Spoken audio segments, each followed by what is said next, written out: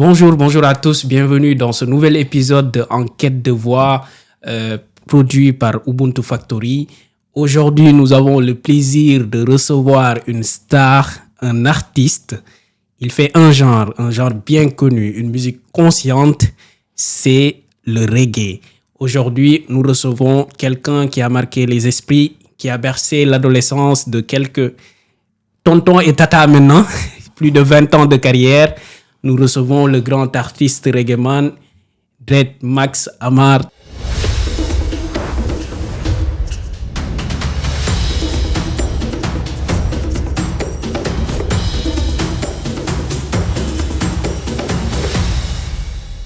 Dred Max, bonjour et bienvenue dans Enquête de voix. Bonjour, c'est un plaisir Baba, de te recevoir. bonjour et merci. Écoute, Dred Maxime, pour commencer d'abord, la question classique. Aujourd'hui, si tu devais te présenter, tu te présenterais comme un inconnu. Je me présente comme un artiste, interprète, auteur, compositeur, chanteur de reggae. Toutes ces casquettes. Ouais, je suis compositeur, je compose mes chansons, je suis chanteur, interprète, j'interprète mes propres chansons et je suis auteur aussi de mes chansons. Ok, et là, pour te connaître un peu, on va... Quoi de plus naturel que de rentrer un peu dans le royaume de l'enfance. Toi qui es de Mont-Roland, de ce que j'ai vu, tu es né là-bas. Mont-Roland, dans les années 80, c'était quoi? Dans quoi tu as baigné autour? Je veux dire, je suis né à Mont-Roland. Mont-Roland, c'est un village qui est dans la région de Thiès, à 15 km de la région de Thiès. Mais j'ai grandi à Mboro. Okay. Mboro, c'est aussi à 50 km à peu près de la ville de Thiès, 25 km de Mont-Roland. C'est là-bas que j'ai grandi, au fait. Mais Mont-Roland, j'étais toujours là-bas pendant les vacances avec mon grand-père. Donc, du coup, mes souvenirs, ce seront des souvenirs. Ma petite enfance, je l'ai passée plutôt à Mboro. Donc, là où j'ai fait l'école primaire, j'ai commencé le lycée, mais c'était l'année de l'année blanche où je faisais la 6e. C'était quelle année? 88, je pense. 1988, où je faisais la 6e. Il y avait l'année blanche, j'ai fait une année là-bas. Après l'année blanche, mes parents ont décidé que j'aille à Thiès, à l'école collège Saint-Gabriel de Thiès. Voilà. Collège très connu d'ailleurs, il me semble. Ouais, beaucoup de Donc tu as fait Thiès aussi? Ouais, j'ai passé de la classe de 6e à la classe de terminale à Thiès, dans la ville de Thiès, au collège Saint-Gabriel. Voilà. D'accord. Et j'ai envie de dire, toi, à cette époque, les genres musicaux, disons, qui étaient plus en vogue, et toi, personnellement, qu'est-ce que tu écoutais? Qu'est-ce qui t'animait durant... Est-ce que tu as toujours été ce mélomane-là, passionné, ou bien ça t'a trouvé en cours de route? Franchement, j'ai été mélomane depuis ma petite enfance. Et je me rappelle, j'aime bien le dire, l'anecdote, c'est que mon premier concert, c'était en classe de CM2. Donc aussi, j'ai grandi dans une famille de mélomanes. Okay. Mon père, mélomane, ma mère était mélomane, donc on écoutait beaucoup de musique. Ma mère, elle était plutôt branchée musique française. Ok, la variété française. Variété française. Et mon père, il était plutôt soul américaine, du genre Percy Sledge, Otis Redding, Aretha Franklin, et quelque chose comme ça, James Brown et tout. Voilà. Ok. Et à quel moment tu te dis, j'ai envie de me lancer dans une carrière musicale? Comment t'es venu d'abord l'idée de te lancer? Déjà, je savais très bien que quand j'étais à l'école primaire, j'avais le pressentiment et la sensation que plus grand, j'évoluerais dans des métiers pas bureaucratiques, pas dans des usines ou quelque chose comme ça. Déjà parce que moi, j'aime bien la liberté de bouger et tout. Ça, je le savais déjà. Voilà. J'avais cette âme d'artiste quand j'étais déjà tout petit. Et puis, avec tout le temps, moi, j'aimais bien chanter, quoi. J'aimais bien interpréter des artistes que j'aime. Des artistes que j'aime. Comme qui, par exemple Là, tout à l'heure, tu as parlé des genres musicaux de tes parents. Quand j'étais tout petit, donc toi, franchement tout petit, j'écoutais surtout avec ma maman les chansons françaises et je te promets qu'il y a une chanteuse qui s'appelle Nana Mouskouri que j'aimais beaucoup, ouais. Okay. Nana Mouskouri et j'aimais beaucoup ses chansons et tout et bon après du côté de mon père il y a Otis Redding que j'ai écouté, mais en dehors de ça, il y avait mes oncles qui habitaient dans une maison à côté et que souvent quand j'allais à l'école, je passais sous leurs fenêtres quoi, et j'entendais du reggae quoi. Ils écoutaient du reggae et là le reggae m'a plu. Aïjaman par exemple, les morceaux d'Aïjaman, je les écoutais à travers eux quoi, grâce à eux. Et ça a évolué et puis jusqu'au collège. À un moment donné, c'est au collège que tout a commencé. Okay. Surtout exactement après mon BFM, c'est ça? Ouais, oui, à la classe classe de seconde, voilà. Okay. La classe de seconde, c'est là-bas que des amis, un ami, moi j'étais dans un centre d'accueil. Okay. Où il y avait pas mal de gens et là-bas je passais tout mon temps à chanter. Donc il y avait un pote à moi du nom de Yassan Samb qui avait un groupe de hip-hop. Okay. Un groupe de hip-hop qui s'appelait Family MC. Et c'est la première fois. Moi, j'étais pas me lancer dans la musique, quelque chose comme ça, tu vois. C'était juste fun pour le fun, un groupe de hip-hop. On m'invite dans un groupe. J'ai dit OK. Parce qu'ils me voyaient chanter, quoi. Okay. Ils me voyaient chanter tout le temps.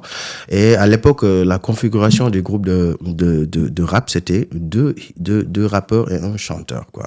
OK, qui va faire la voix. Voilà, comme genre le groupe d'Araji où il y avait Ndongo et l'autre, Lord Alarniman qui faisait du hip-hop et Fada Freddy qui chantait. Fada Freddy, oui, qui est le chanteur. Voilà, donc c'était pratiquement la composition du groupe et ils m'ont invité comme chanteur dans le groupe et c'est là-bas que ça a commencé. Et quand tu dis centre d'accueil tout à l'heure, c'est plus comme un internat ou bien... C'est comme un internat, voilà. On l'appelait centre d'accueil parce que j'avais des parents là-bas, quoi. Mais j'ai préféré aller dans le centre parce que les élèves, les étudiants qui viennent de Mont-Roland, de Mboro, surtout c'est un truc de Mont-Roland, quoi, tu vois. Donc pour accueillir les étudiants qui n'ont pas de solution d'hébergement à Thiès, donc ce centre a été construit dans ce but. Et moi, à la première année, j'étais chez ma tante et tout. Il y avait des filles. J'ai dit à ma mère, non, je vais pas rester chez la tante. Je vais aller rejoindre les gars là-bas, quoi. Et c'est là-bas que tout a commencé.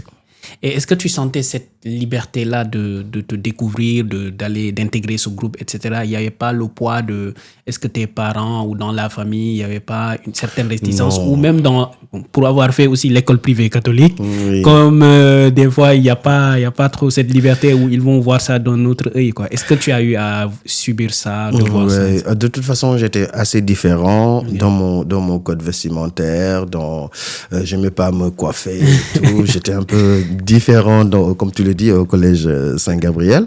Ça m'a pas trop posé de questions la première fois quand ils m'ont invité à un groupe. Le premier souci, c'est il va falloir écrire le texte et tout. Et puis, donc, ça, c'était... Mais bon, j'y suis allé comme ça, quoi, par vibes. Mais par contre... quand j'ai fait mon premier concert au collège Saint-Gabriel, au temps des radios crochets et tout, je m'en souviens très bien, c'était au terrain de basket. Et il y avait aussi un groupe qui devait jouer, le groupe War Flash de Thiès, avec Massané, qui aussi était à ses débuts aussi. Et puis, et c'est là-bas que quand je suis entré sur scène, le message est passé, mes parents étaient au courant, il y a un prof qui a appelé ma mère pour lui dire... Ça a fait le buzz. Ton enfant, il fait que danser du rap. Ma mère n'était pas contente, mais bon, moi, je suis d'habitude assez têtu pour continuer. J'avais le feeling, quoi. J'aimais la musique, je suis mélomane et ça me plaisait. Et donc, j'ai continué. Ça a eu un petit impact dans mes études, par contre, parce que à la base,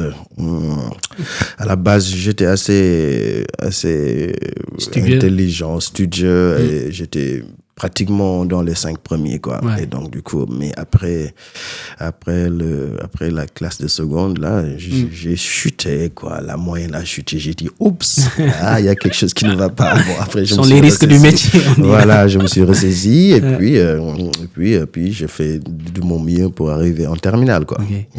Et comment tu passes de ce groupe-là, Family Hip Hop, si je ne me trompe pas, à Family MC, à, par exemple, à la création de Big Nation en 92? Voilà, après le bac, donc du coup, j'ai pas eu mon bac. J'ai fait 2 fois le bac, j'ai pas eu mon bac. C'est pas parce que je suis pas compétent pour avoir le bac, c'était parce que j'avais déjà l'esprit ailleurs, quoi. Okay. Et donc, j'ai passé le bac 2 fois, et puis je me suis dit, non, je vais pas refaire le bac 3 fois, quoi. J'ai dit à mes parents, j'arrête. J'arrête les études, quoi. Comment ils l'ont pris? Mais très mal. Très mal, parce que ma mère, elle était enseignante. Mon père, vu ma capacité à bricoler des choses, à réparer des trucs, il attendait de moi que je sois un ingénieur, quoi, tu vois. Et là, quand j'ai décidé d'arrêter, ils ont dit waouh. Et donc, c'était pas possible, c'était pas facile.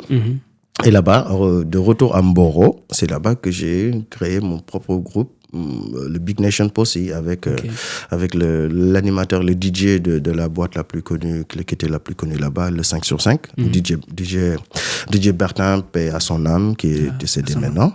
Avec DJ Bertin et d'autres amis, on a créé le groupe Big Nation Posse. Big Nation Posse, on a évolué dans Big Nation Posse pendant quelques années à faire le truc. On était très bien organisés, on faisait des trucs, on faisait pas mal de concerts. Et à un moment donné, il y a une usine à Mboro, l'usine des ICS. Des ICS. Donc, ils avaient décidé de créer un groupe pour les ouvriers qui ont un passif musical, qui faisaient de la musique, des guitaristes qui n'ont plus fait, mais qui font de la musique chez eux, comme ça. Ils ont décidé de créer un groupe, avec divers styles de musique, quoi. Salsa, mbalard, et ils avaient une partie reggae. Et puisqu'ils entendaient parler de moi, et que mon père aussi, il était à l'usine, ma mère, mes parents m'ont dit, t'as qu'à aller intégrer le groupe. Et c'est là-bas que j'ai intégré le groupe. C'est le premier pas dans la musique live avec un groupe, quoi, tu vois. Différent du hip-hop où on mettait des instrumentaux. Là, c'était un groupe live. Et on a eu, tous les instruments, clavier, batteur et tout.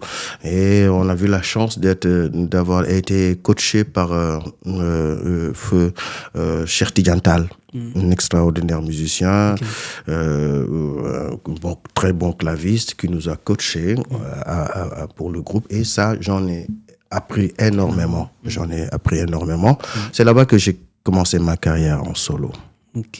Et donc, toi, ça veut dire que lorsque tes parents te poussent à aller rejoindre ce groupe-là, ça veut dire que tu t'étais déjà fixé un genre musical précis, c'est-à-dire tu t'es dit que je vais faire du reggae. Oui. C'est ça. Et pourquoi le reggae dans ce cas? Pourquoi ça a été le reggae ton choix? Parce que j'ai aimé le reggae, parce que c'est une musique très puissante qui m'a beaucoup appris. J'ai beaucoup appris du reggae. J'ai un esprit assez rebelle. J'étais assez rebelle et dans le reggae, dans le reggae, il y a le fond et la forme.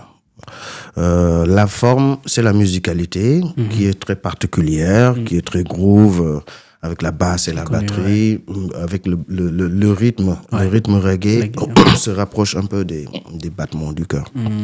C'est une musique qui calme. C'est une musique qui calme. En même temps, c'est une musique avec pleine d'enseignements, quoi. Du genre, celui qui a permis au reggae d'être connu dans le monde entier, c'est Bob Marley. Et la musique de Bob Marley est pleine d'enseignements. Et j'ai tiré beaucoup d'enseignements dans la musique de Bob Marley, tellement j'ai aimé le message qui passe. Mais le message était en anglais. Ce qui m'a permis aussi d'avoir un bon niveau en anglais, parce que je faisais des conférences les 11 mai. Quand on commémore la mort de Bob Marley, le 11 mai, je faisais des conférences sur Bob Marley où je prenais les textes de Bob Marley, je les traduisais en français et pour expliquer le contenu du message, pour faire passer le message. Pas pour te couper, mais je confirme que tu as un bon niveau en anglais. J'ai vu une de tes interviews dans Africa Radio, il me semble. C'était en anglais, oui. Ça va, le niveau n'est pas mal.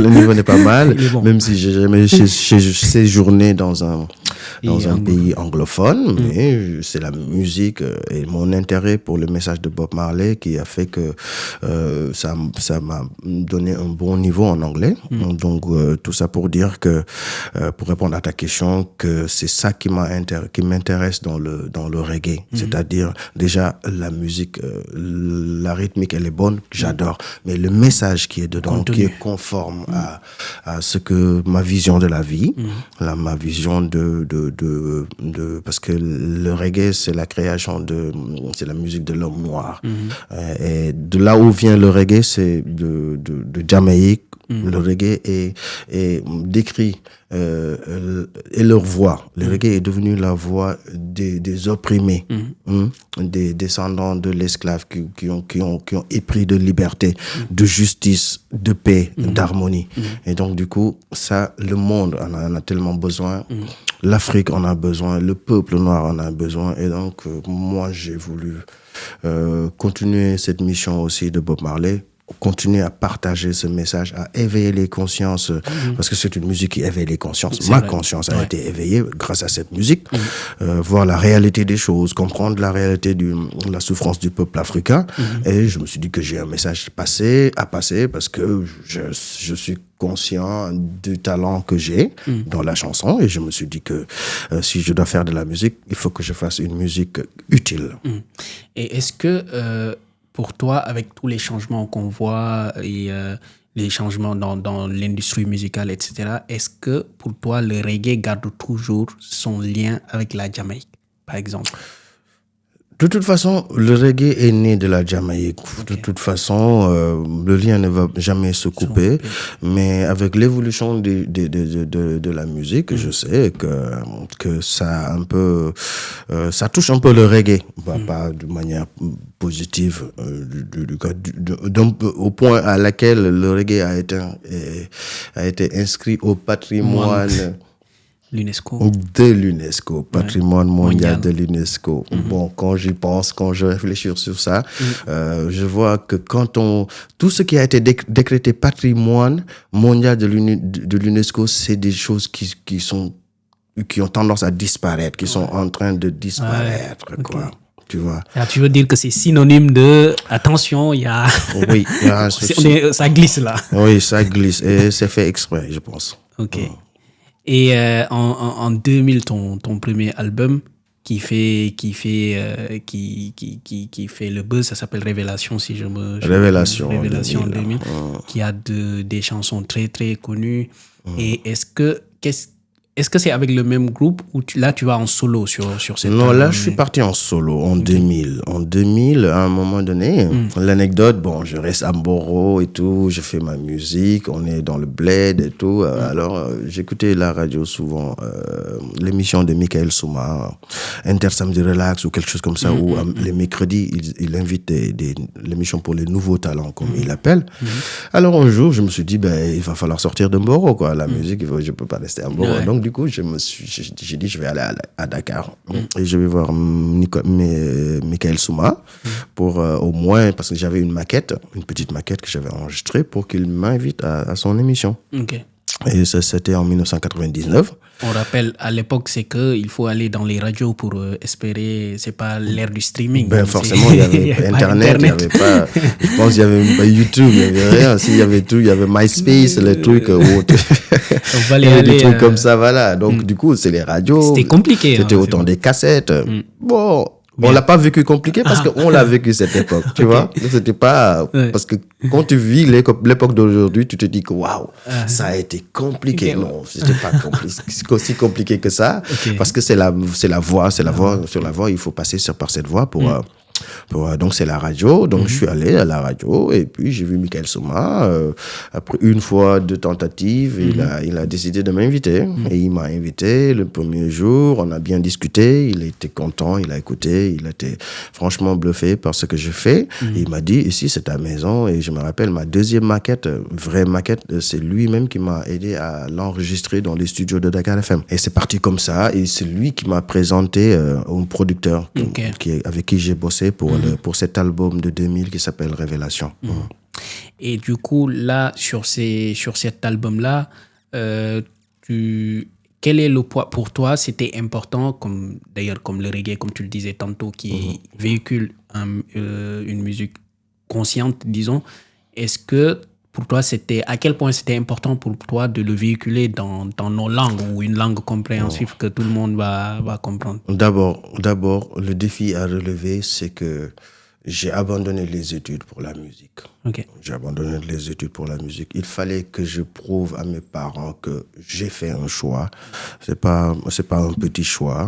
J'ai fait un choix et que je pouvais y arriver. Et je me suis battu à fond pour y arriver, pour passer des étapes, pour y aller, voilà, provoquer le destin. Pour avoir. Et le rêve, un des premiers rêves, c'était de voir mon nom sur la cassette. Okay. Donc, tu disais quoi encore? Je disais que par rapport aux langues. Voilà, par rapport aux langues.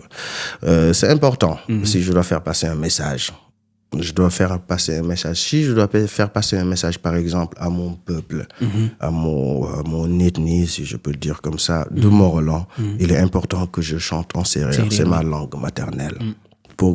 Parce que les langues ont une dimension, une grosse puissance, voilà. Dans la langue se trouve l'identité de la personne. Quand tu communiques dans la langue, tu as le vocabulaire, tu peux tout exprimer dans la langue que tu comprends, que tu maîtrises. Et donc, j'ai chanté en Wolof, en Sérère, en anglais, et en français. Sauf pour tes bourgs poulard, tu n'as pas chanté en poulard pour tes bourgs, non? Icam. Non, j'ai pas, parce que je connais pas la langue, quoi. J'aurais pu. Si je maîtrisais la langue, j'aurais pu. Pour mes bourgs, pour mes rois, les peuls. Il n'y a pas de souci, non, j'aurais pu. Franchement, j'aurais pu, hein. Mais voilà, je suis la barrière linguistique. C'était la petite blague, mais quand tu parles, quand tu chantes en Wolof au Sénégal, c'est que je peux parler. Tu chantes pour tout le monde, en fait. Le message passe. Voilà, pour que le message passe. Si c'est un message international, je parle en français et en anglais pour me faire comprendre. En français et en anglais. Si c'est local, c'est pour le Sénégal, je parle en Wolof. Wolof et en sérère. Voilà pourquoi le choix des multiples langues. Et c'est important pour moi. Okay. Et du coup, en 2008, tu fais un autre album, Jaffa, tu me dis si je prononce mal ou pas.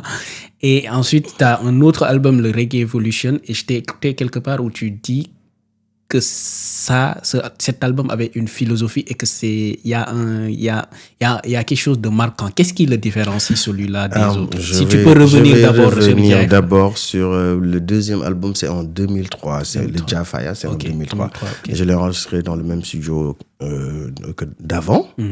Et en 2010, il y a eu Musical Life.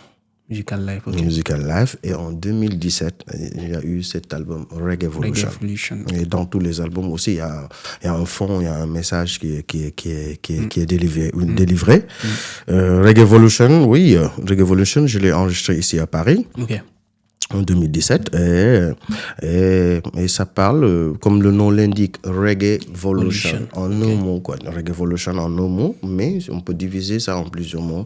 Le reggae pour la révolution et le reggae pour l'évolution des consciences. Okay. Donc c'est ça, Reggae double Evolution. Lecture. Voilà. Donc Reggae for Revolution, Reggae for Evolution. Ça, c'est pour définir le reggae. Et cette chanson, cet album, c'est une prière pour que le reggae ramène l'amour, la paix, la justice, l'harmonie dans le cœur de l'humanité. Avant, c'était Musical Life, comme le nom l'indique. C'était ma vie musicale que j'ai beaucoup défini dans les morceaux de cet album. Il y en avait 10 morceaux que j'ai pas tout promu. Donc, mais Jafaya en 2003, c'était l'album, quoi. L'album que j'ai fait avec beaucoup de hargne, dans lequel, voilà, je me suis défini par rapport, parce que le premier album, Revelation, c'était je lance. Ouais. Je me C'est le teste, premier je me jet. lance, voilà. Je me lance. Est-ce que ça en vaut la peine? Est-ce qu'on va continuer on ou verra. pas? Et 2003, j'ai... Là où se trouve le Jola ou pas? Parce que bon, Et là, le Jola se trouve dans cet album 2003. Dans l'album 2003, il y a le Jola, un morceau qui a marqué la génération. Il y a le morceau Use a Brain. Il y a le morceau Black Rebel, où je parle de l'annulation totale et sans condition de la dette africaine. Il y a Lil Biddy Joy, dont je chante par rapport aux enfants abandonnés. Et Mbolo, c'est le premier. Mbolo, c'est le premier album. Mbolo et Jason marqué. We Rise Again aussi. Ça, c'est le premier album. C'est ma première chanson que j'ai enregistrée en studio. Et voilà, ça, c'est ce morceau qui a pas mal, qui m'a fait découvrir ce morceau, parce qu'il est passé en boucle pendant une longue période à la radio, à la télé. Je confirme, parce que moi, c'est pour te dire, c'est allé tellement loin. Moi, je suis d'un village au sud du Sénégal, au sud de Kolda, et tout gosse, j'entendais ça. Et quand je préparais l'émission, j'ai réécouté, je me suis dit, ah oui, ça m'avait marqué. Je me rappelle des grands du quartier qui mettaient le son. Et j'écoutais, donc c'était un boom à cette... Voilà. Bon, jusqu'à après, pendant des années, parce que par exemple, moi, 2003, 2000, c'est pas... J'étais gosse, quoi. Mais ce que je dis là, c'est des 2008, 2009, donc j'entendais cette chanson souvent. Oui, cet album, ces deux albums, ils m'ont suivi jusqu'à aujourd'hui. Je pense que quand je monte sur scène, on me demande toujours les morceaux. Millions de vues. Hein. Oui, il y en a qui ont eu plus de millions de vues. Ça fait, oui, c'est vrai. Et là, est-ce que, par exemple, j'ai envie de poser une question sur le process de création. Est-ce que toi, tu as d'abord le message et tu te dis, à partir du message, je vais faire une musique, ou tu te dis, ou bien ça vient naturellement, tu te dis, voilà, c'est des choses qui t'animent, tu as envie d'en parler, ou comment se fait le process de création? C'est plutôt aléatoire. Aléatoire. Il y a la mélodie qui peut devancer, ou le texte qui peut venir avant, ou les deux ensemble au même moment. Au moment où je prends ma guitare, je commence en m'amusant, je trouve une mélodie qui est là, des accords qui sont là, et au fur et à mesure, je joue les accords. Au fur et à mesure, il y a une idée qui vient. Une idée. Il y a des morceaux que j'ai composés sans pour autant les écrire. Écrire, parce que c'est en ce moment que ça vient. Parce que tout texte, tout morceau a sa mélodie propre à elle. Soit c'est dansant, soit c'est triste, soit c'est joyeux, et donc tout vient. Le thème, l'idée qui vient avec la mélodie, elle vient comme ça. Parce que comment elle vient, c'est comme ça que ça sort, ça vient. C'est comme ça que ça se passe le process. Avant, ma première guitare, je l'ai eue en 2000. En 1999, comment faire ma première guitare. Mais les compositions que j'ai sorties dans l'album de 2000, c'est des compositions anciennes. Mais la plupart qui sont venues dans ma tête, la mélodie et le texte. Comme du genre le morceau Jason We Rise Again. Jason We Rise Again, a new day will come again. Un autre jour, un autre combat, un nouvel espoir. Ça, c'est venu en marchant comme ça. Et la mélodie et le texte sont venus ensemble. Et les instruments de musique et tout ça, est-ce que tu étais autodidacte ou est-ce que tu as fait une formation quelque part? Non, zéro formation. Autodidacte. Non. L'école de la rue, hein? Oui, j'ai appris ça comme ça. Ça vient comme ça. Je l'ai appris dans la musique, dans les musiques que j'entends, qui m'inspirent, dans la vie, parce que la plupart du temps, c'est la vie qui m'inspire. Pour l'écriture des textes, c'est ce que je sens. Des fois, c'est à l'intérieur de moi pendant longtemps. Et un jour ça sort parce que c'est un sujet qui m'interpelle, et donc du coup c'est comme ça que ça se passe. Et j'ai envie de poser une question philosophique souvent qui revient. Il faut séparer l'homme de l'artiste, etc. Qu'est-ce que tu en penses, toi? Est-ce que les deux sont indissociables? On est plusieurs dans la tête.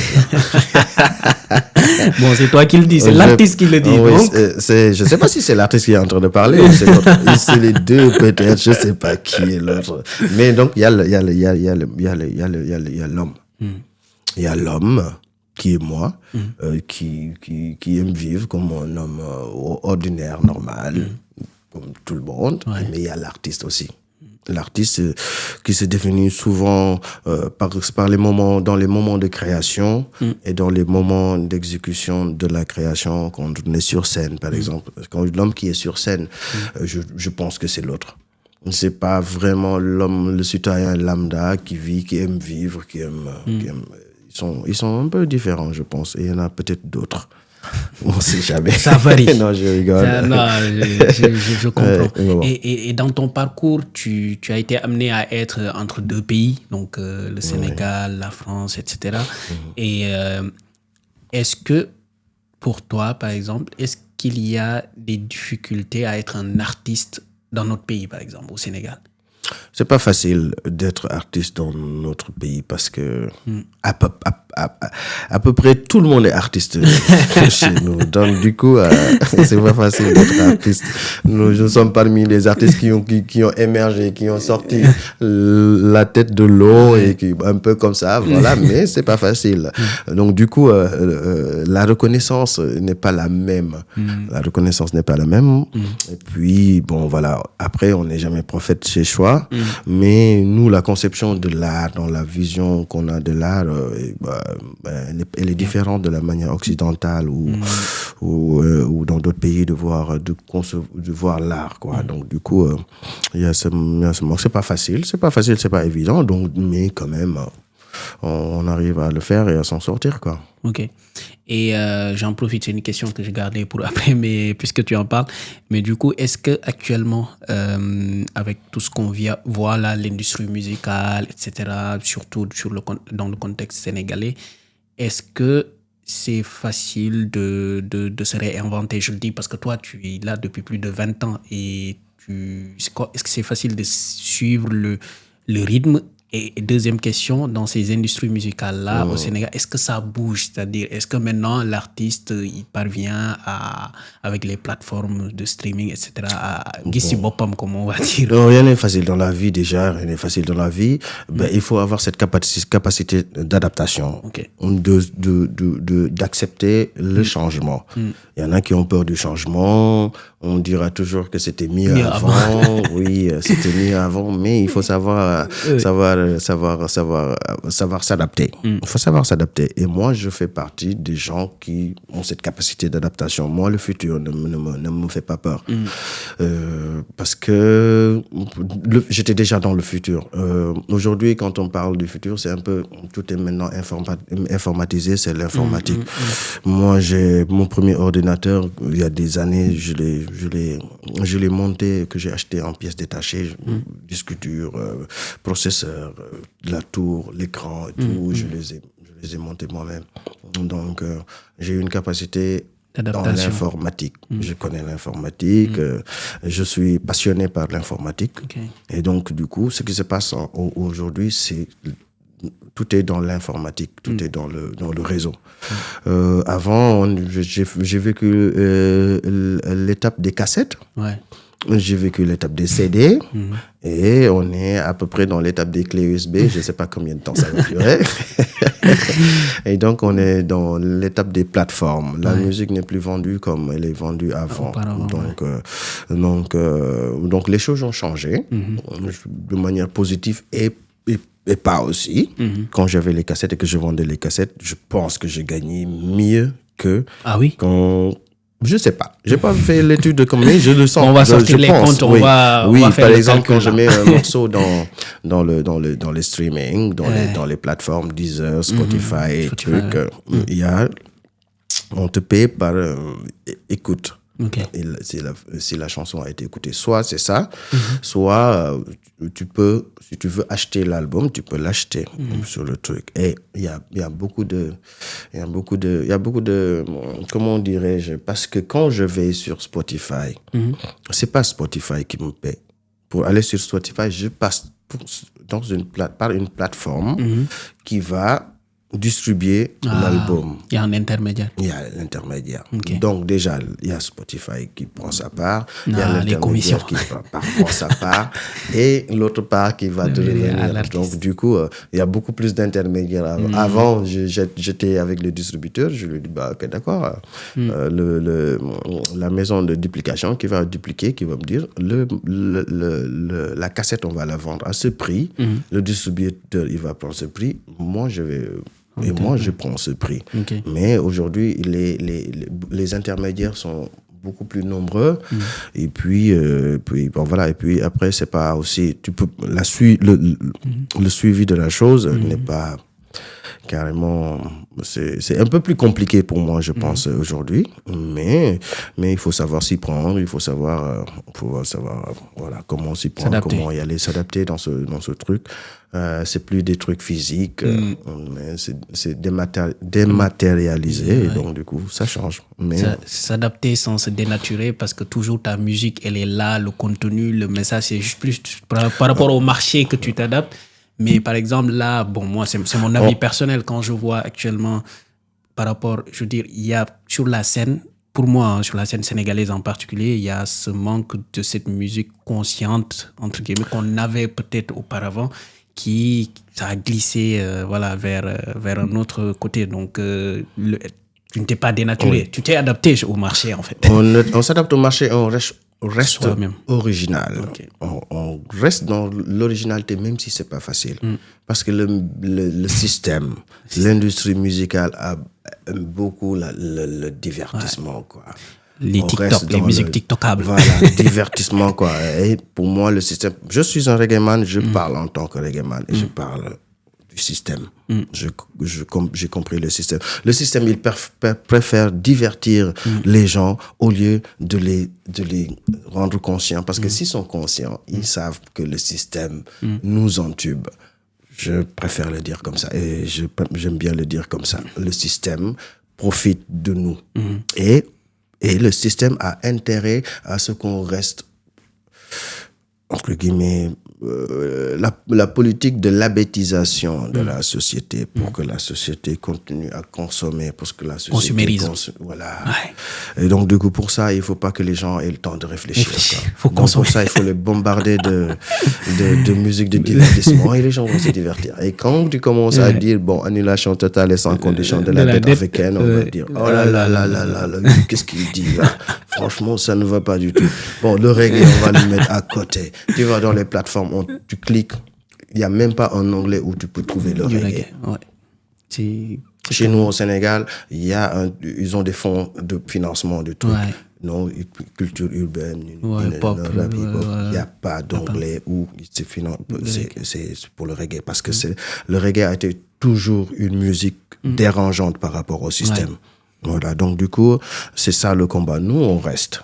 On continue, on fait vivre notre art, ce qu'on aime, on continue à envoyer des messages de conscientisation de la société, la libération des esprits, surtout en ce qui concerne la jeunesse africaine, et pour qu'on puisse libérer l'Afrique du joug du colonialisme et de tout ce qui va. Et donc on continue, mais c'est pas évident. C'est pas évident, c'est pas facile, mais c'est une passion et c'est une mission pour moi, c'est une mission, c'est une passion. Peu importe si la musique me nourrit, si le reggae me nourrit, moi je continuerai à nourrir mon art, ma passion et le reggae pour le bien de l'humanité. Okay. C'est franc et c'est sincère, transition toute trouvée. On va aller dans le fond de quelques zones. Enfin, il y en a énormément dans tes chansons. Enfin, moi j'ai passé beaucoup de temps sur YouTube dernièrement pour écouter certains messages, et ce que je trouve très particulier, c'est que c'est encore là l'intemporalité de la musique, c'est-à-dire c'est des sujets d'actualité jusqu'à présent. Par exemple, quand Youssa Brain Khalat, je pense Youssa Brain, Youssa Khalat, c'est dans Babylone, je pense, non? Non, c'est dans l'album Jafaya. Jafaya. C'est dans l'album Jafaya, Youssa Brain, yeah. Et quand tu le dis, je me dis, tout à l'heure, tu parlais de cet effet de masse, on nous bombarde de trucs, et à un moment donné, on se demande, est-ce que c'est nous-mêmes qui fabriquons notre opinion? Est-ce que c'est nous qui pensons? Mais c'est clair, est-ce que ouais. ñun ñooy xalaat et tout? Est-ce qu'il n'y a pas de manipulation? Comment tu vois ça actuellement, là, si tu compares certaines temporalités de cette musique-là qui est encore actuelle, le fait qu'il y ait des manipulations, le fait que les fake news... notamment, il y en a beaucoup en Afrique. Voilà, on vit toujours dans un monde qui va très mal. On vit dans un monde fou, je peux dire, quoi, tu vois. On vit dans un monde où l'humanité, on se demande si on est vraiment assez humain, quoi, vu tout ce qui se passe. On vit dans un monde de capitalisme, et donc dans un monde d'intérêt où les gens se battent, continuent à se battre pour rien du tout, alors que nous sommes que des humains, nous sommes que des poussières, on va passer, quoi. Et donc, du coup, c'est pourquoi, depuis lors, il y a des messages, la plupart des chansons, on me les demande quand je suis sur scène aujourd'hui, on me dit non, use sa brain, use sa xel xalaat, jëf ju baax, sam sa digganteeg sa borom, sa digganteeg sa morom. Ça c'est un truc pourtant simple et basique, quoi. Use sa brain, pourquoi?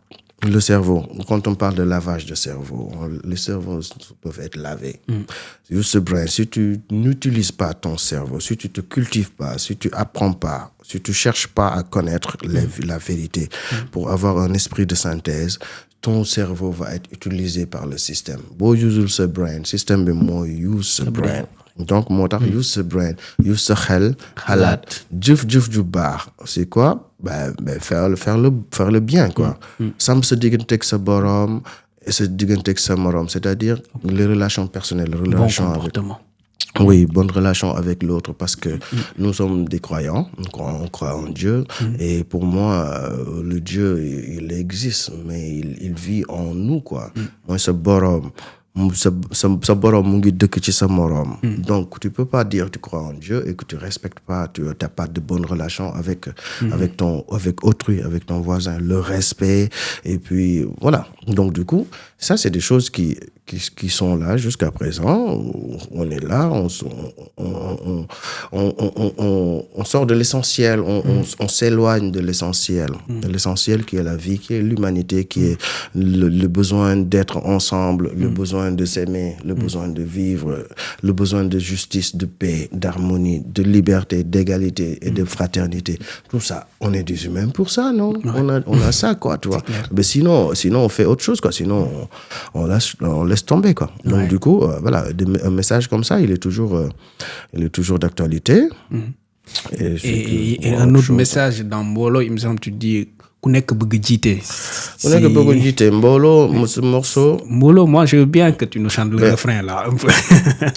Yabak ne mbak ben baay lolo tax ñu tafi tey Mbolo war na doomi réew Afrika te ñu Mbolo Afrika te ñu Mbolo Afrika te ñu Mbolo. Waaw, ku nekk bëgg na jiite, ku nekk bëgg na jiitu jiital ñeneen ñi topp ci, ku nekk bëgg na fekke fa ñuy séddoo alal jëm, etc.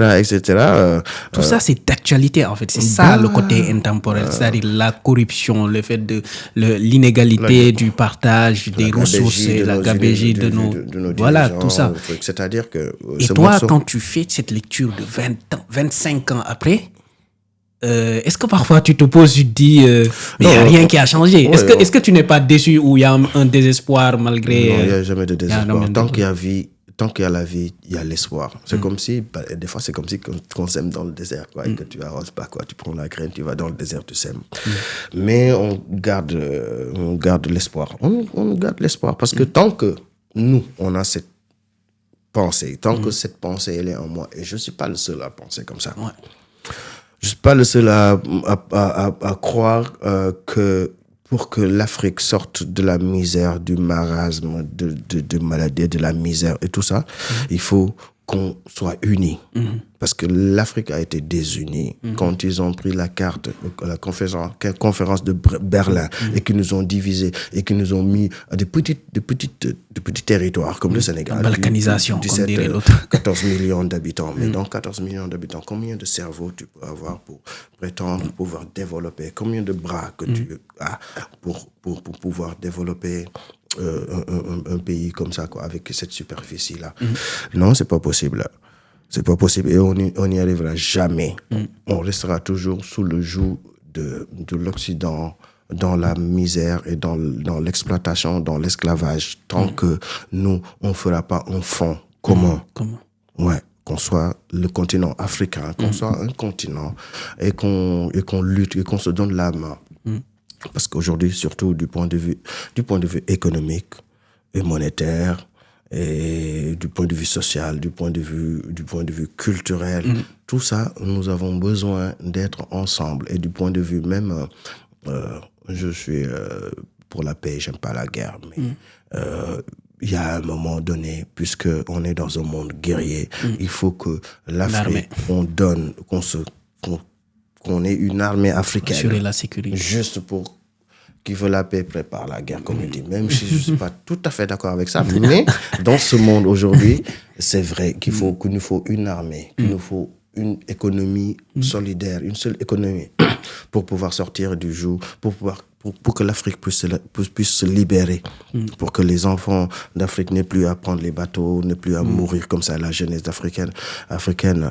L'Afrique, c'est le continent qui est le plus jeune, quoi, disons, par rapport à sa jeunesse, et donc on a besoin de cette jeunesse, on a besoin de cet état d'esprit, et on a besoin de s'unir. On a besoin, même si c'est pas des États-Unis d'Afrique, on pourrait avoir les États fédéraux d'Afrique, un État fédéral africain où chaque pays peut aussi céder un petit peu de sa souveraineté et pour qu'on puisse être ensemble comme l'Union européenne, comme les États-Unis d'Afrique, quoi. Les exemples sont là, quoi. Et ça, c'est une nécessité. Et j'ai chanté cette chanson parce que l'union pour la rédemption. Si on veut que l'Afrique pour la rédemption, l'union pour la liberté. Voilà. Sinon, il n'y aura pas de liberté. Sinon, nous sommes trop fragiles en tant que pays individuel. Et en ce qui concerne la dette morcelée, en ce qui concerne la dette africaine, c'est ce que Thomas Sankara il a dit qu'il faut qu'on fasse un front commun contre la dette parce que cette dette, elle est illégitime et illégale. Injuste. Donc, du coup, c'est pourquoi j'ai chanté cette chanson.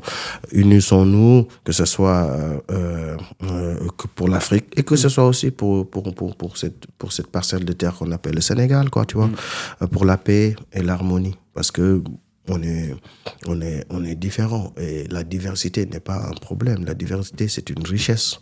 On est différents, on a différentes cultures, on est Peul, on est Diola, on est Sérère, on est ci, mais on a la chance d'avoir une langue qui nous réunit, nous tous, et qui fait qu'on est un pays stable et qu'on continue à être unis, à savoir que nous sommes tous des êtres humains et que nous sommes tous des frères et des sœurs et venus sur terre comme ça, quoi, tu vois. Moi, j'aimerais bien avoir ta lecture par rapport à actuellement ce qui se passe. Par exemple, on a dans une de tes chansons où tu parles d'égoïsme national et de nationalisme égoïste. Oui. Tu vois, il y a là, par rapport à l'actualité, au contexte, on assiste même presque on en arrive à la xénophobie parfois, même dans nos pays. Je pense à l'ivoirité, avec toutes ces histoires. Oui. Et au final, en tout cas, moi, personnellement, parfois, je suis un peu déçu. Est-ce qu'on y arrivera? Et au-delà du message d'espoir que tu as mis, mais comment toi, tu as cette lecture du contexte actuel? Ça perdure depuis tant d'années. Pourtant, la chanson, elle est sortie il y a Oui, dans la chanson, dans l'intro, ou c'est la outro du morceau, j'ai dit « Rapprochons-nous, soutenons-nous, faisons cause commune, communion pour une seule cause, le peu de chacun de nous pour le bonheur de tous. Dépassons les égoïsmes nationaux, le nationalisme égoïste. Adoptons la devise salutaire des trois mousquetaires, un pour tous, tous pour un. Rapprochons-nous, soutenons-nous. » C'est ça que j'ai dit dans cette chanson et c'est ça, ce dont on a besoin. Mais pourquoi je reste confiant et je reste avec de l'espoir, c'est que dans tous les destins, il y a une période d'essor, d'apogée et de déclin. C'est le destin de tout ce qui vit. Un matin, un midi, un soir. L'Afrique a connu sa période d'essor, d'apogée Et l'Afrique a connu sa période de déclin. Tout ça, il y a peut-être des centaines et des milliers d'années d'ici. Depuis avant les pyramides, l'Afrique a connu sa période, son d'essor, de déclin. L'Occident connaît sa période d'essor, d'apogée, et l'Occident, dans ce que je vois, ce que je sens, l'Occident est en déclin. Et ça, c'est la destinée de toutes les nations. Okay. Et aujourd'hui, malgré que le fait que c'est dur, ça se passe comme ça, mais les choses sont en train de changer. On est en train, on avance, on entre dans une nouvelle ère. Une nouvelle ère. Et quand on quitte l'ancienne ère et qu'on entre dans la nouvelle ère, les idées de l'ancienne ère et les idées de la nouvelle ère sont comme ça. C'est là-bas, c'est une période de tension et de tout trouble dans laquelle on est. Parce que les anciens, les conservateurs, ils vont conserver. Les progressistes, ils vont venir, ils vont dire, oh là, ça c'est de l'ancien. Ils vont dire. Donc, du coup, on est dans cette période. Pour toi, c'est une étape qui est à franchir. C'est dans l'ordre naturel des choses. Oui, et on va aider à ce que ça se fasse comme il faut. Donc, on va participer. On va amener notre pierre pour bâtir cette nouvelle maison, comme vous dire. Je parle de l'Afrique. Je peux parler globalement du monde entier, mais là, ce qui me concerne et ce qui m'intéresse, c'est l'Afrique. C'est l'Afrique. Et les consciences sont en train de se réveiller. Partout dans leur coin, les gens sont en train de se mobiliser, même si c'est pas dit. Ils ne communiquent pas sur ça. Les médias ne parlent pas de ça. Mais les gens sont en train de se mobiliser partout dans l'Afrique, les groupes panafricains, des combattants, des trucs. Tout le monde se mobilise et tout ça, c'est la braise qui est sous la cendre. On ne le voit pas, mais un jour, ça viendra comme ça. Et quelle lecture tu as du panafricanisme dans son état actuellement, parmi ceux qui le représentent ou comment il se trouve? Est-ce qu'il n'est pas en train d'être travesti quelque part? C'est fort possible, mais tout ce que je reproche, c'est la dispersion. On est un peu dispersé par rapport à ça. Il y a des groupes, il y a des petits groupes, il y a des grands groupes panafricanisme qui sont là. Après, je dirais pas que c'est à sa stade de jeunesse, mais le panafricanisme aujourd'hui, il est dans son adolescence, quoi. Dans son adolescence, et il y a des idées qui sortent. Il y a des gens qui parlent des kémites et tout, que la kémitude. On parle aujourd'hui de la kémitude. On définit, on dit qu'est-ce que être kémite, qu'est-ce que tout ça. C'est ça, on essaie de trouver le point commun qui va nous permettre de nous fédérer en un seul. Et ça, c'est toujours comme ça, quoi. Dans l'adolescence, c'est un peu la quête, la recherche, des trucs. Mais maintenant, je pense qu'on va passer cette stade d'adolescence et devenir adulte pour le panafricanisme. En tout cas, c'est un message d'espoir que tu délivres et c'est très important. Et qui connaît ta musique sait que c'est ça. Et elle est très intemporelle, comme je disais tantôt, c'est d'actualité 25 ans après. Et tout à l'heure, on parlait de ta chanson Le Diola, suite au drame qui s'est passé, je pense en 2001, c'est ça. Et tu as sorti une chanson. Et est-ce que, pour toi, avant ça, d'abord, il y a ce problème, au-delà de l'Occident et des mécanismes internes de nos problèmes, est-ce qu'il n'y a pas quelque part, d'abord, une trahison des élites quelque part dans nos pays africains de manière générale? Oui. Est-ce qu'ils mesurent, est-ce qu'ils prennent leurs responsabilités? Est-ce ça va dans le même sens que Diola? Parce que Diola s'est passé, on n'a pas tiré parfois les leçons. On a eu Betenti, où il y a eu 22 morts il y a quelques années. Est-ce que nos élites quelque part n'ont pas trahi? Ouais. C'est mon avis personnel. Oui. Non, je vois très bien ce que tu dis. Bon, après, en ce qui concerne le Diola, voilà, je l'ai chanté pour qu'on puisse en tirer des leçons. Et il faut déjà établir les causes. Les causes ont amené cette conséquence. C'est quoi les causes? Les responsabilités sont partagées. Je pense que nous tous, on a des parts de responsabilité. En ce qui concerne cette histoire du Joola, on a tous notre part de responsabilité par rapport à nos comportements.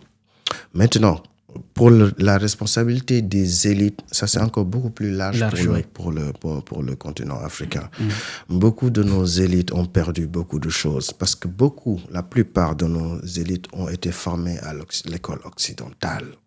Et l'école occidentale nous a formés d'une manière qu'on a tendance à oublier nous-mêmes ce que nous sommes pour penser de manière occidentale. Et ça, il faut que l'élite se réapproprie. C'est pas valable pour tous, c'est pas toutes les élites, mais la plupart de nos élites, en commençant même les lendemains des indépendances. Beaucoup de nos élites ont eu une manière de penser occidentale en oubliant aujourd'hui. Et aujourd'hui, je sais que ça a tendance à changer parce que beaucoup de nos élites commencent à voir la réalité en face et les consciences commencent à s'éveiller vu comment ça se passe aujourd'hui, vu qu'il y a beaucoup de choses qui ont été cachées. Il y a beaucoup de choses qui ont été cachées par rapport à l'Afrique, par rapport à ce qui se passe dans le niveau international, au niveau des trucs. Beaucoup de choses étaient cachées aujourd'hui. Internet aide aussi à ce que tout ce qui a été caché revient sur la table. Vient sur la table, beaucoup de choses. Il y a beaucoup de désinformation, mais il y a beaucoup d'informations qui participent à ça. Je sais que nos élites ont un rôle vraiment essentiel pour la liberté de l'Afrique. Est-ce qu'ils sont en train de jouer ce rôle? Il y a quelques années, c'était pas le cas. J'avais écrit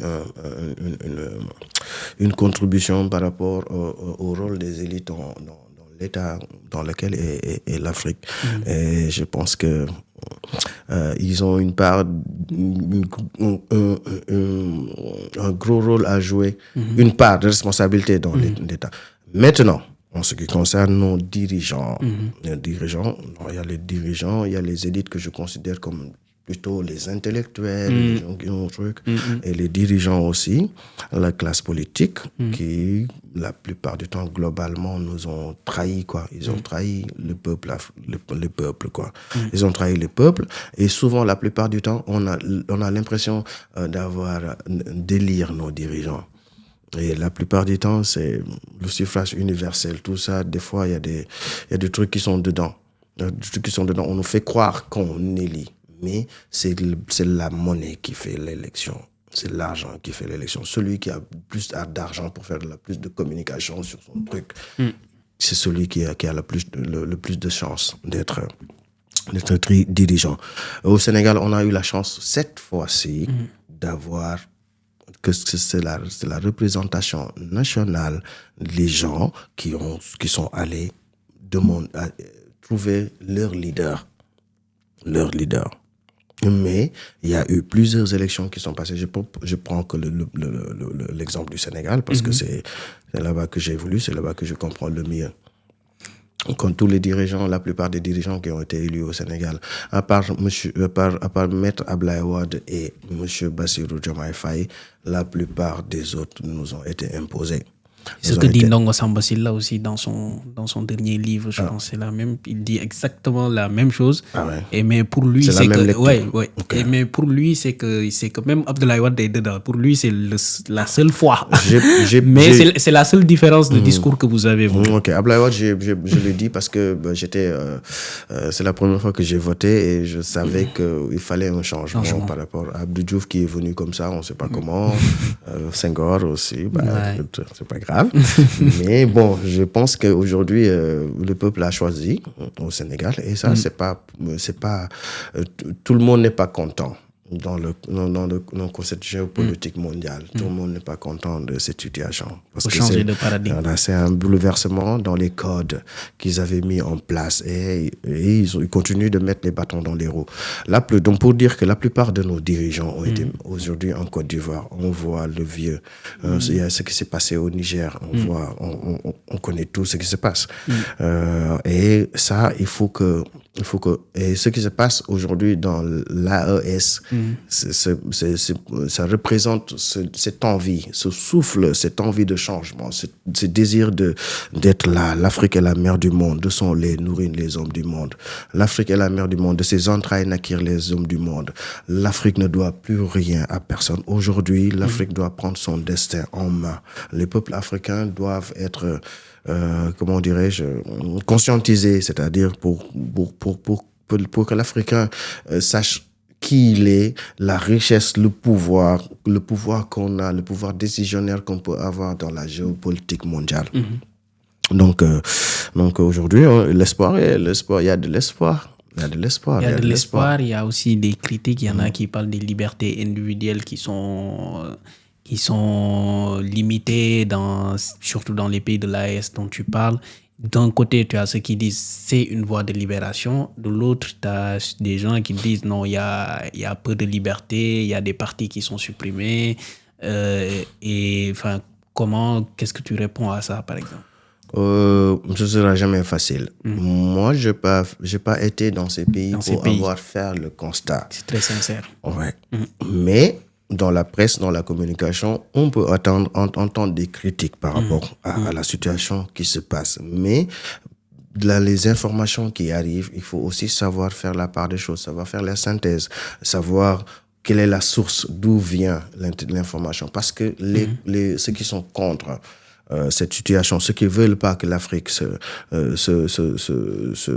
de ce marasme où l'Afrique ait son autonomie, ces gens-là, ils sont très puissants, ils ont leur voie de communication, le canaux de communication qui sont tellement supérieurs que ce qu'on a, qui peuvent faire de la propagande contre ça. Donc, je dirais pas parce que moi, globalement, je vois que cette situation représente quelque chose, a une signification. C'est quoi la signification?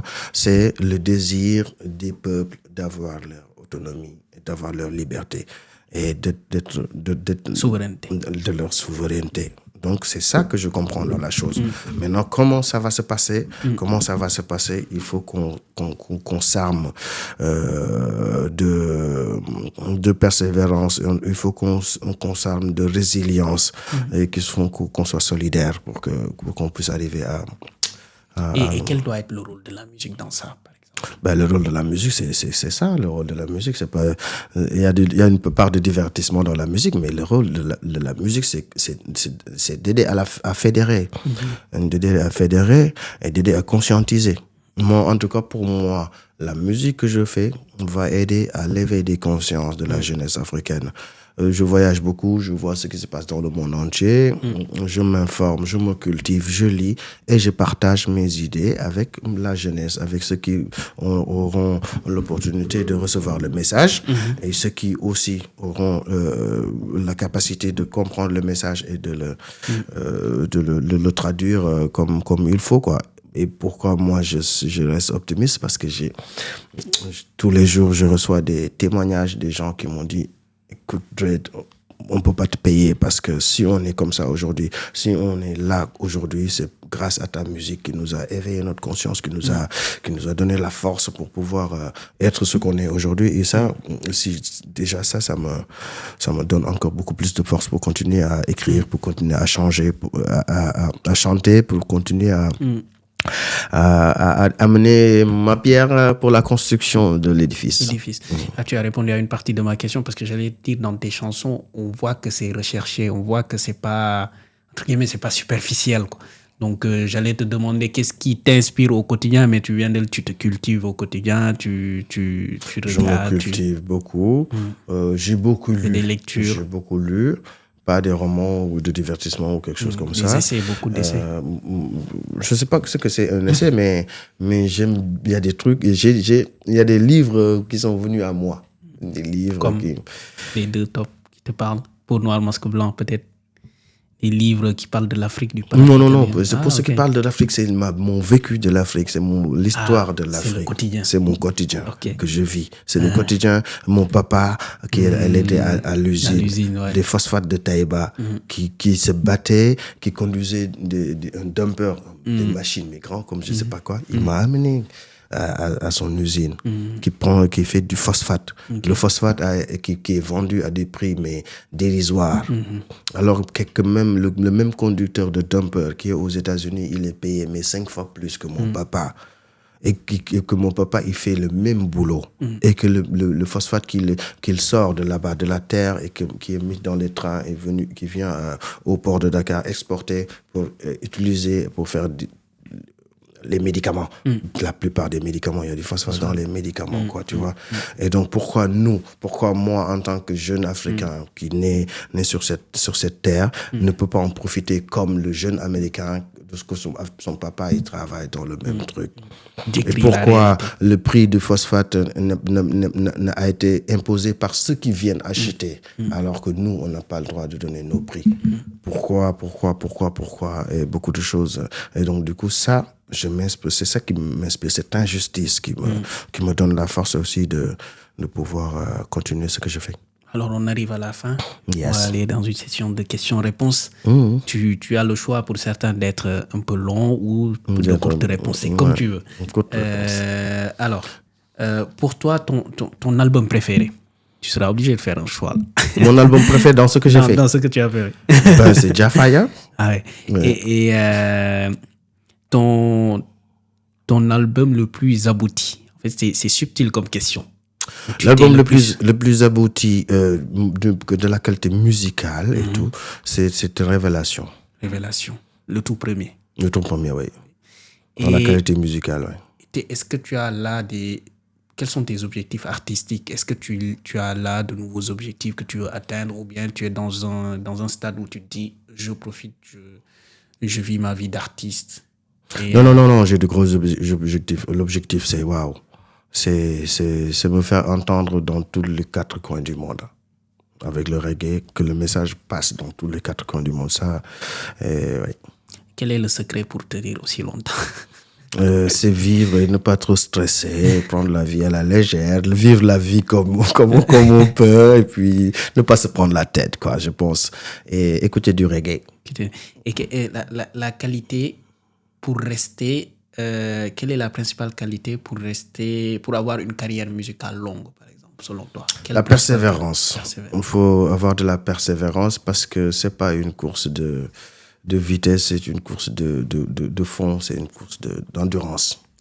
Si tu avais un plaidoyer à faire à l'endroit de l'industrie musicale sénégalaise en particulier, qu'est-ce qui doit être changé ou une meilleure organisation. C'est une industrie entre guillemets parce qu'elle est entre les mains de quelques personnes qui font leurs lois dans la musique sénégalaise, et qu'il faut une vraie industrie musicale. Il faut des producteurs dans la diversité, de vrais producteurs, par exemple, pour le reggae.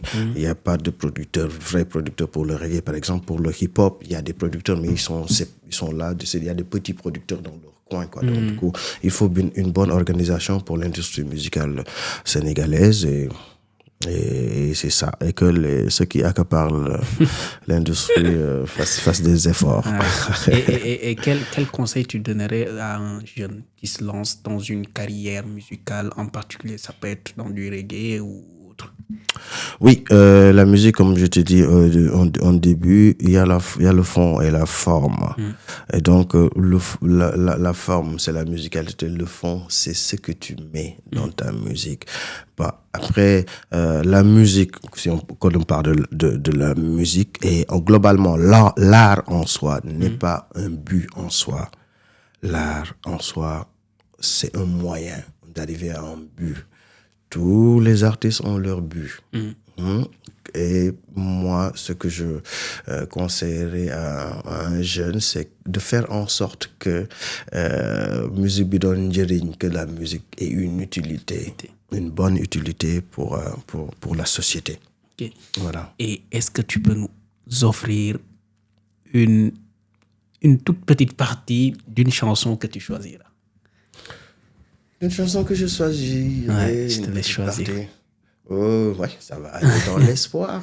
Allez, bon, l'espoir pour finir en bonté.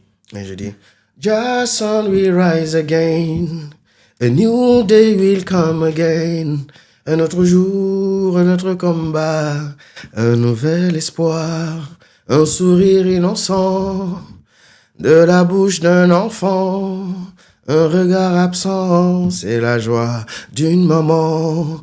Une nouvelle raison de vivre dans une humanité en dérive. Une raison de vivre. Just a new rise again. Merci beaucoup. On finira sur cette note d'espoir. Avant ça, je te laisse, Dread Max Amar, me dire ton dernier mot. Et puis, on se dira au revoir. Ouais, C'était un plaisir de te recevoir. Un dernier mot, le plaisir est partagé et je te remercie pour l'invitation. C'est très important. On a notre mission et vous avez aussi votre mission. Et c'est la même mission. J'ai parcouru ce que vous faites à Ubuntu Factory et je vois que c'est toujours dans l'éveil des consciences, dans le partage des idées. Et donc du coup ça c'est magnifique. Je vous en félicite et je suis content d'être sur ce plateau. Je t'en remercie. Ce mini plateau. Donc, voilà, peu importe, mini, grand, maxi. Un jour ce sera maxi plateau. Mais tout ça c'est devant nous. Il faut toujours travailler, continuer à connaître, savoir. L'important c'est de savoir où on veut aller. Quel est le but? Et ça, c'est un moyen pour arriver à un but. Et si on garde en tête le but qu'on a, on y arrivera un jour. Ne jamais perdre de vue le but. C'est le dernier message du grand Dread Max Amar. Merci à toi. Merci à Ernestine. Yeah, man. Et au plaisir. Au plaisir. Allez, big up yourself. Jaajëf. Merci.